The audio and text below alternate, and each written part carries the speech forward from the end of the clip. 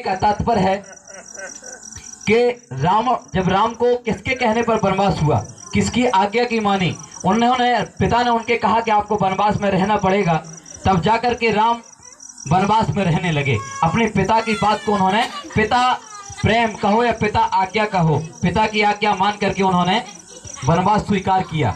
अब बताइए कि राम को वनवास हुआ था कि लक्ष्मण को हुआ था? राम को हुआ था, लेकिन भाई प्रेम के लिए लक्ष्मण भी उनके साथ चले गए, लक्ष्मण भी चले गए। उसके बाद शत्रुघ्न भी साधु बन गए, उन्होंने राजगद्दी नहीं संभाली। भरत को तो बाकायदा गद्दी मिल रही थी, राजपाट मिल रहा था, लेकिन फिर भी भरत ने राजपाट नहीं लिया। क्यों नहीं लिया? क्योंकि वो जानते थे, उन्होंने कहा कि जिसका भाई वनवास में हो और मैं यहाँ राजगद्दी पर बैठूं, मैं सहन नहीं कर सकता, ये सही उचित नहीं है। और भरत भी गद्दी पर नहीं बैठे। आज आपका पुत्र आपकी बात मानने को तैयार नहीं है, मानता है क्या? नहीं मानता है। तो अगर रामायण आप राम राम करते हैं तो रामायण से कुछ सीखिए, अपने पिता की बात को मानिए, भाई भाई में जो प्रेम है उस भाई भाई के प्रेम को समझिए और समाज में एकता पैदा कीजिए। और ज़्यादा बातें नहीं करूँगा, शायद समय कम है, बहुत सारी चीज़ें हैं।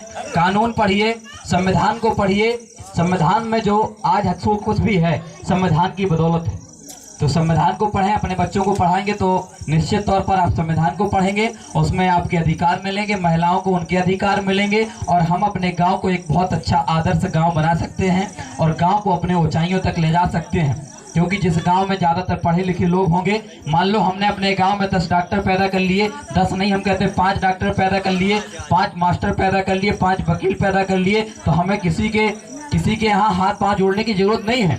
हमें शरीर स्वस्थ करने के लिए हमारे गांव में डॉक्टर है, हमें बच्चों को पढ़ाने के लिए मास्टर है, केस लड़ने के लिए हमारा वकील है, तो हमें बाहर जाने की जरूरत नहीं पड़ेगी। जब हम अपने बच्चों को पढ़ा लिखा लेंगे, अपने गांव के बच्चों को पढ़ा लिखा लेंगे, तो एक बात को आज बेटी आरसी के जन्मदिन पर आप लोग शपथ लें, प्रण करें कि हम अपने बच्चों को पढ़ाएंगे लिखाएंगे।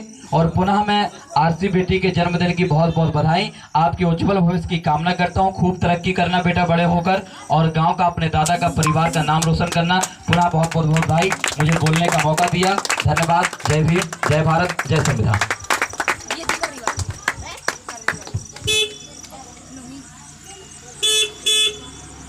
बोलने तो यार हमें